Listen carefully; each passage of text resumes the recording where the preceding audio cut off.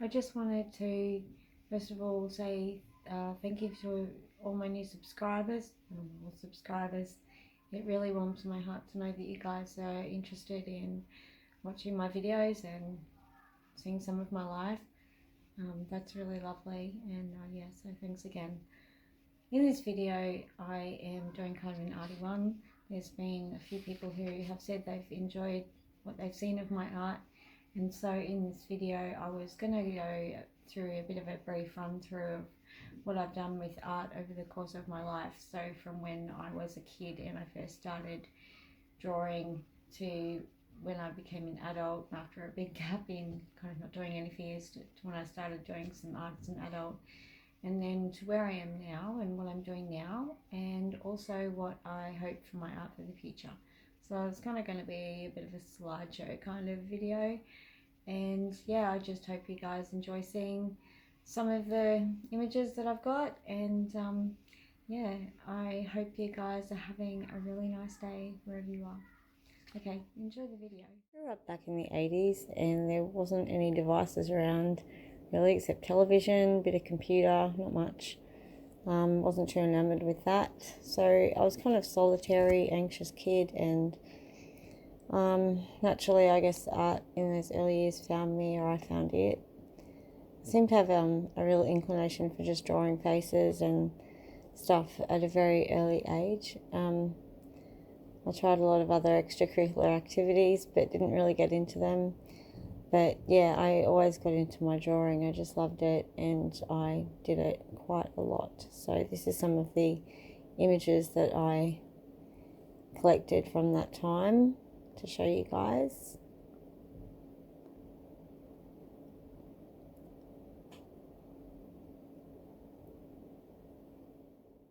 Just continuing on from that, as a kid, my first hospital admission was at age 13 in the Royal Children's for my anorexia, and during that time art was something that I, well, drawing at least, with pencils and coloured pencils is something I did quite a lot of, as well as a lot of crafts like cross stitch and crochet as well. I was just that kind of person, just the arty crafty kind of kid, and it filled in a lot of time for me during my first hospital admissions for my eating disorder, and just thought I'd add that in as a little side note. So over the years, as I was growing up, I guess art fell a bit to the back burner for a while, and you forget about things you're passionate sometimes. It's caught up with school and starting work and things like that, and I didn't do much art at all. But then in my mid-20s, I actually just started going to an art class again, and that felt really wonderful. I learned a lot about acrylic painting at that time, how to really paint, I guess. And I also got really into watercolor and these kind of botanical pieces, and that became a real interest for quite a while. And yeah, so these are some of those images from that time. So over my 20s, I didn't really do, I stopped doing art again because I went to university, and so life got in the way a bit there. I found university incredibly stressful, and so yeah, it fell away quite a bit again, and you know, that kind of is something that I felt in my heart that I really was missing. But there just wasn't time, and there wasn't the mental energy or the emotional energy, and I was also eating disordered through most of my 20s as well as my 30s, so there was just that getting in the way. I was in hospital a number of times, and so yeah, I stopped doing art for quite a while, but I did feel like something was missing. And there's a lot that you could put in the years of your life, and a lot of gaps that you could fill. But I'm 38 now, and I have had 3 years of my daughter's life in severe pain and trauma from my pain condition, and hospital admissions, and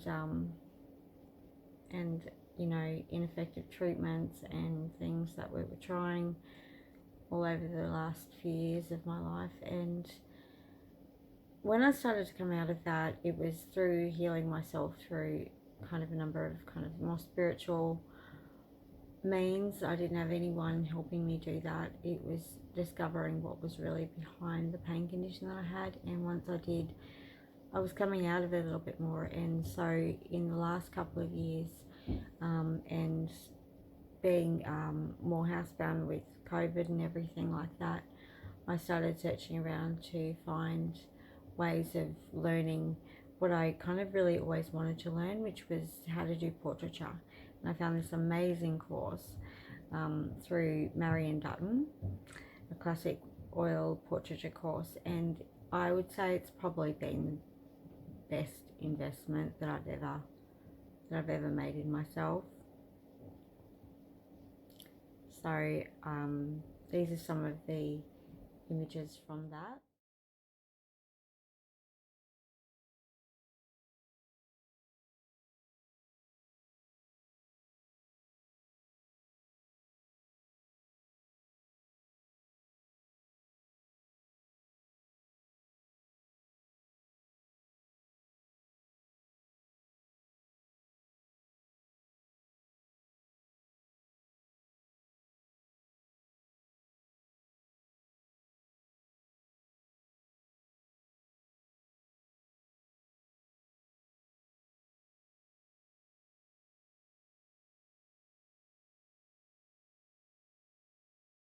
Yeah, this portraiture course, it kind of feels like just what I want to be doing with my spare time, and hopefully it'll lead on to something more than just a hobby.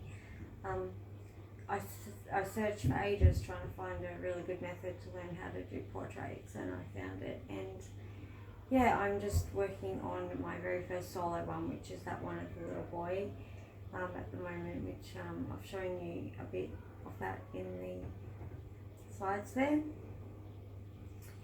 And I guess the other thing is that,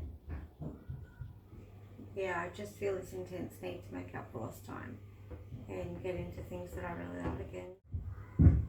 With the course, there's also a Facebook group, and everyone in there is like a family, and everyone shares their work and how they're going with the course and everything. So it's really supportive. It's really different kind of art space than there ever was when I was growing up, or when I was in my early 20s.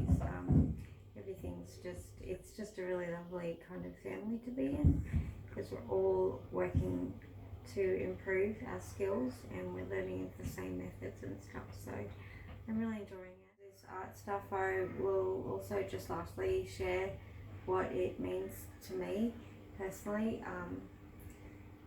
It gives me a sense of self-worth, which I've always found it difficult to find all my life. I've never been very confident in myself or in anything I could do. I guess I'm still at a point where I only feel as good as my last painting. Sometimes though, it's going to take a while to build my confidence, I think. And I'm really lucky because with the supportive group, I've been told that I have got talent, and that kind of spurs me forward. In the future, I'm hoping that it might be something like the ability to be able to teach, or do spec, or to take portrait commissions or things like that. Loosen up my style a bit, do up for my friends and family, and now that I understand one process for producing portraits and producing oil paintings, I can use that confidence that I found and experiment with others as well.